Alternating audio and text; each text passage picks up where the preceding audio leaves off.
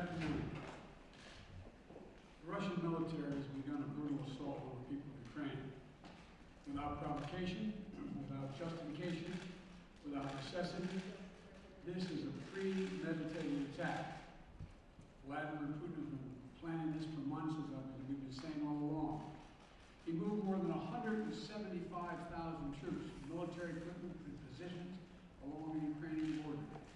He moved blood supplies into position and built a field hospital, which tells you all you need to know about his intentions all along.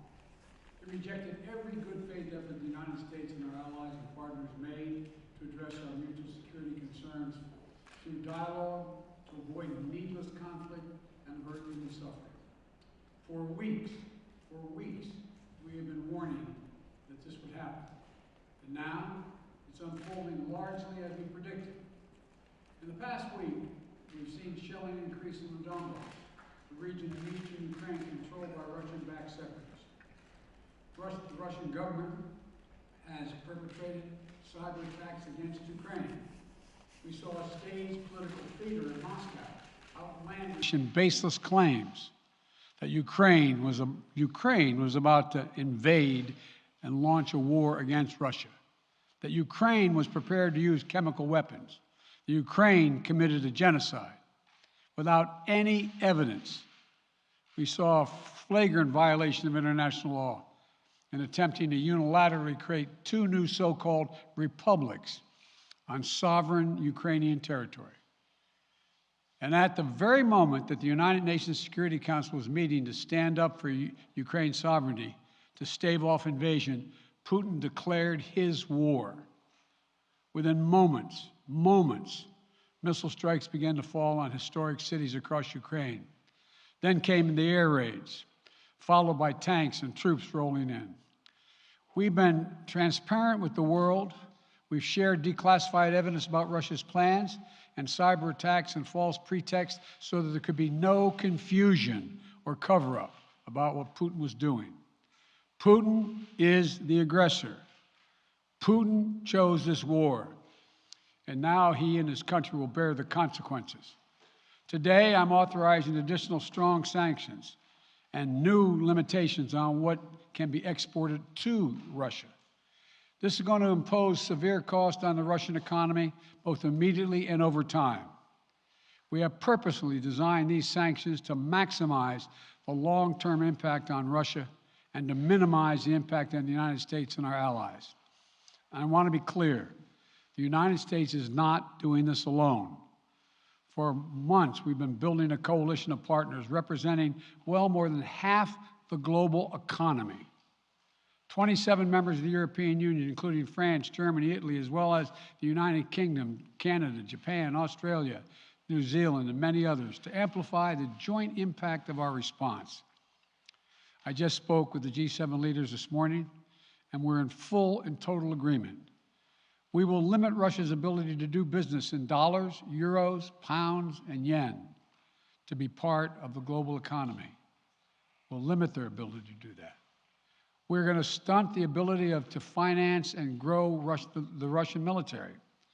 We're going to impose and we're going to impair their ability to compete in high-tech 21st century economy. We've already seen the impact of our actions on Russia's currency and the ruble, which early today hit its weakest level ever in history. The Russia stock market plunged today. The Russian government borrowing rate spiked by over 15%. In today's actions, we've now sanctioned Russian banks that together hold around $1 trillion in assets. We've cut off Russia's largest bank, a bank that holds more than 1/3 of Russia's banking assets by itself, cut it off from the U.S. financial system. And today, we're also blocking 4 more major banks. That means every asset they have in America will be frozen. This includes VTB, the second largest bank in Russia, which has $250 billion in assets. As promised, we're also adding the names to the list of Russian elites and their family members that we're sanctioning as well. As I said on Tuesday, these are people who personally gain from the Kremlin's policies, and they should share in the pain. we will keep up this drumbeat of those designations against corrupt billionaires in the days ahead. On Tuesday, we stopped the Russian government from raising money from U.S. or European investors. Now we're going to apply the same restrictions to Russia's largest state-owned enterprises, companies with assets that exceed $1.4 trillion. Some of the most powerful impacts of our actions will come over time as we squeeze Russia's access to finances and technology for strategic sectors of its economy and degrade its industrial capacity for years to come. Between our actions and those of our allies and partners, we estimate that we'll cut off more than half of Russia's high-tech imports. It will strike a blow to their ability to continue to modernize their military. It will degrade their aerospace industry, including their space program. It will hurt their ability to build ships, reducing their ability to compete economically. And it will be a major hit to Putin's long-term strategic ambitions. And we're preparing to do more. In addition to the economic penalties we're imposing, we're also taking steps to defend our NATO allies, particularly in the East. Tomorrow, NATO will convene a summit. We'll be there to bring together the leaders of 30 allied nations and close partners to affirm our solidarity and to map out the next steps we will take to further strengthen all aspects of our NATO alliance. Although we provided over $650 million in defensive assistance to Ukraine just this last year, let me say it again. Our forces are not and will not be engaged in the conflict with Russia in Ukraine. Our forces are not going to Europe to fight in Ukraine, but to defend our NATO allies and reassure those allies in the East. As I made crystal clear, the United States will defend every inch of NATO territory with the full force of American power. And the good news is, NATO is more united and more determined than ever. There is no doubt that the United States and every NATO ally will meet our Article 5 commitments, which says that an attack on one is an attack on all. Over the past few weeks, I ordered thousands of additional forces to Germany and Poland as part of our commitment to NATO. On Tuesday, in response to Russia's aggressive action, including its troop presence in Belarus and the Black Sea, I've authorized the deployment of ground and air forces already stationed in Europe to NATO's eastern flank allies, Estonia, Latvia, Lithuania, Poland, and Romania. Our allies have also been stepping up, adding the other allies, the rest of NATO, adding their own forces and capabilities to ensure collective defense. And today, within hours of Russia's unleashing its assault, NATO came together and authorized and activated an activation of response plans. This will enable NATO's high readiness forces to deploy and when and where they are needed to protect our NATO allies on the eastern boundaries of Europe.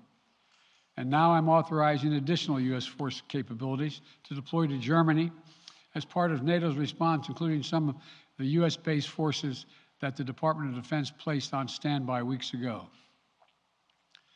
I've also spoken with Defense Secretary Austin and Chairman of the Joint Chiefs, General Milley, about preparations for additional moves should they become necessary to protect our NATO allies and support the greatest military alliance in the history of the world, NATO. As we respond, my administration is using the tools, every tool at its disposal, to protect American families and businesses from rising prices at the gas pump. You know, we're taking active steps to bring down the cost, and American oil and gas companies should not exploit this moment to hike their prices to raise profits. You know, in our sanctions package, we specifically designed to allow energy payments to continue. We are closely monitoring energy supplies for any disruption. We've been coordinating with major oil-producing and consuming countries toward our common interest to secure global energy supplies. We are actively working with countries around the world to elevate collective release from the strategic petroleum reserves of major energy-consuming countries. And the United States will release additional barrels of oil as conditions warrant. I know this is hard and that Americans are already hurting. I will do everything in my power to limit the pain the American people are feeling at the gas pump. This is critical to me. But this aggression cannot go unanswered. If it did, the consequences for America would be much worse. America stands up to bullies. We stand up for freedom. This is who we are. Let me also repeat the warning I made last week. If Russia pursues cyber attacks against our companies, our critical infrastructure, we are prepared to respond. For months, we've been working closely with the private sector to harden their cyber defenses, sharpen our ability to respond to Russian cyber attacks as well. I spoke last night to President Zelensky of Ukraine, and I assured him that the United States, together with our allies and partners in Europe, will support the Ukrainian people as they defend their country. We'll provide humanitarian relief to ease their suffering. And in the early days of this conflict, Russia propaganda outlets will keep trying to hide the truth and claim success for its military operation against a made-up threat. But history has shown, time and again, how swift gains in territory eventually give way to grinding occupations, acts of mass civil disobedience, and strategic dead ends. The next few weeks and months will be hard on the people of Ukraine. Putin has unleashed a great pain on them, but the Ukrainian people have known 30 years of independence, and they have repeatedly shown that they will not tolerate anyone who tries to take their country backwards. This is a dangerous moment for all of Europe, for the freedom around the world. Putin has committed an assault on the very principles that uphold the global peace. But now, the entire world sees clearly what Putin and his Kremlin allies are really all about. This was never about a genuine security concerns on their part. It was always about naked aggression, about Putin's desire for empire by any means necessary, by bullying Russia's neighbors through coercion and corruption, by changing borders by force, and ultimately by choosing a war without a cause. Putin's actions betray his sinister vision for the future of our world, one where nations take what they want by force. But it is a vision that the United States and freedom-loving nations everywhere will oppose with every tool of our considerable power. The United States and our allies and partners will emerge from this stronger, more united, more determined, and more purposeful. And Putin's aggression against Ukraine will end up costing Russia dearly, economically and strategically. We will make sure of that. Putin will be a pariah on the international stage. Any nation that countenances Russia's naked aggression against Ukraine will be stained by association. When the history of this era is written, Putin's choice to make a totally unjustifiable war on Ukraine will have left Russia weaker and the rest of the world stronger. Liberty, democracy, human dignity, these are the forces far more powerful than fear and oppression. They cannot be extinguished by tyrants like Putin and his armies. They cannot be erased by from people's hearts and hopes by any amount of violence and intimidation. They endure. In the contest between democracy and autocracy, between sovereignty and subjugation, make no mistake, freedom will prevail. God bless the people of a free and democratic Ukraine, and may God protect our troops. Mr. President. Associated Press, Zeke. So do you have any plans to speak with President Putin at this point? And what interactions have you had with the Russian government? I heard the first part. Do I have any plans to speak with Putin at this point, and what? What communications have you had with the Kremlin as far as military operations in Ukraine and making sure this does not spiral into a larger conflict? Well, it's a large conflict already. The way we're going to ensure it's not going to aspire to a larger conflict is by providing all the forces needed in the Eastern European nations that are members of NATO. NATO is more united than it's ever been, and I have no plans to talk with Putin. Wall Street Journal, Tarina. Mr. President, you didn't mention SWIFT in your sanctions that you announced. Is there a reason why the U.S. Isn't doing that? Is there a disagreement among allies regarding SWIFT and whether Russia should be allowed to be a part of it? The sanctions that we've proposed on all their banks are of equal consequence, maybe more consequence than SWIFT, number one. Number two, it is always an option, but right now that's not the position that the rest of Europe wishes to take. Cecilia Vega, ABC. Sir, sanctions clearly have not been enough to deter Vladimir Putin to this point. What is going to stop him? How and when does this end? And do you see him trying to go beyond Ukraine?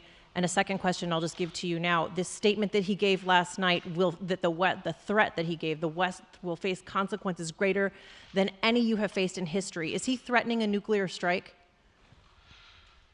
I have no idea what he's threatening. I know what he has done, number one. And number two, no one expected the sanctions to prevent anything from happening. It has to show, this is going to take time, and we have to show resolve so he knows what's coming. And so the people of Russia know what he's brought on them. That's what this is all about. This is going to take time. It's not going to occur, he's going to say, oh my God, these sanctions are coming, I'm going to stand down. He's going to test the resolve of the West to see if we stay together, and we will. We will, and it will impose significant costs on him. Will he go beyond Ukraine, sir? Do you see him going beyond? Yes. Two topics, just really quick. First, markets are down and gas prices are up. I know you always stress the difference between Wall Street and Main Street, but everybody seems to be in for some economic pain. How economically painful is it going to get for people in this country? And I do have one more question. First of all, there's no doubt that when a major nuclear power attacks and invades another country, that the world is going to respond, and markets can respond all over the world.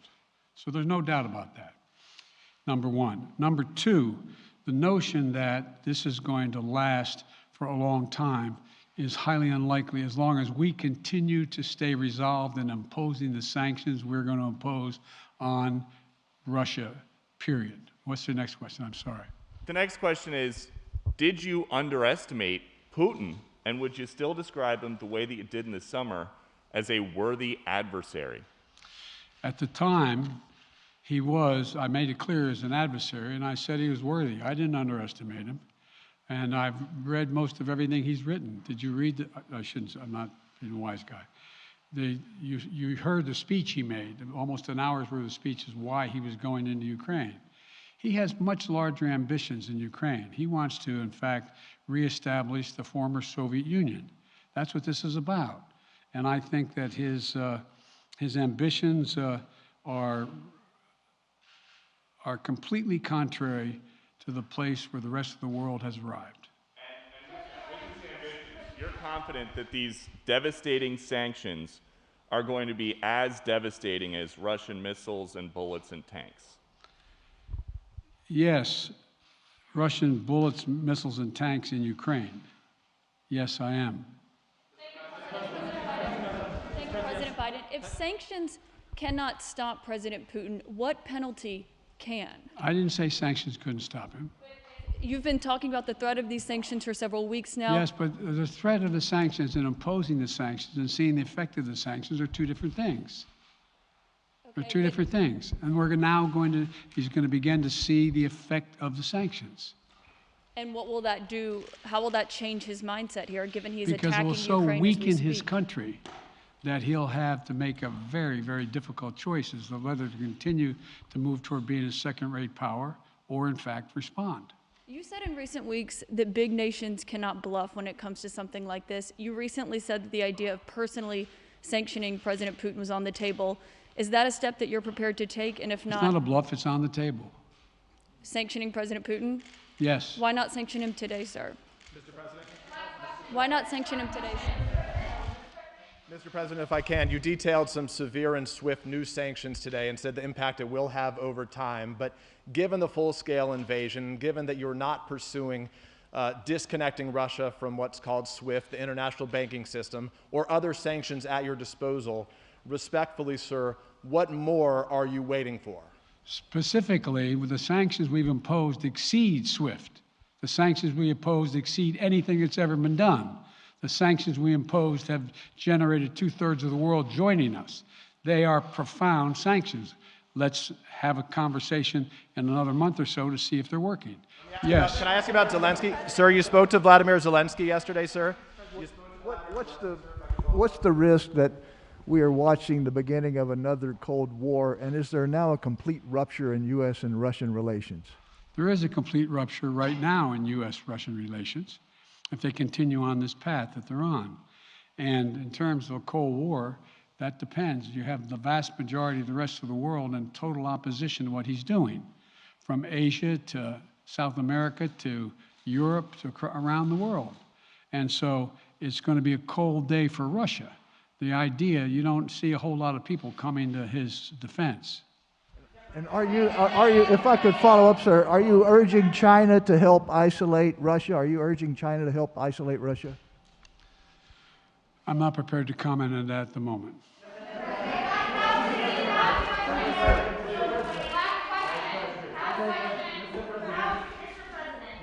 Wait, no.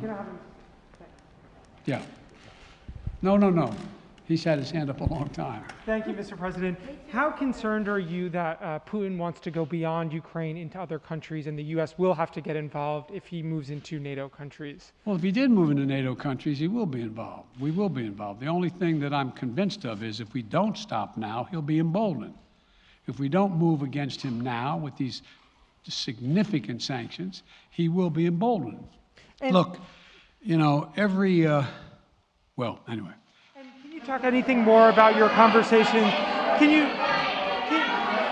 Mr. President.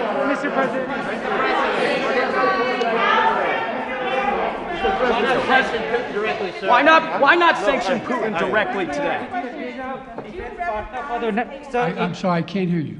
Sir, India, which is a major defense partner of the United States, is India fully with you on the issue of Ukraine and Russia?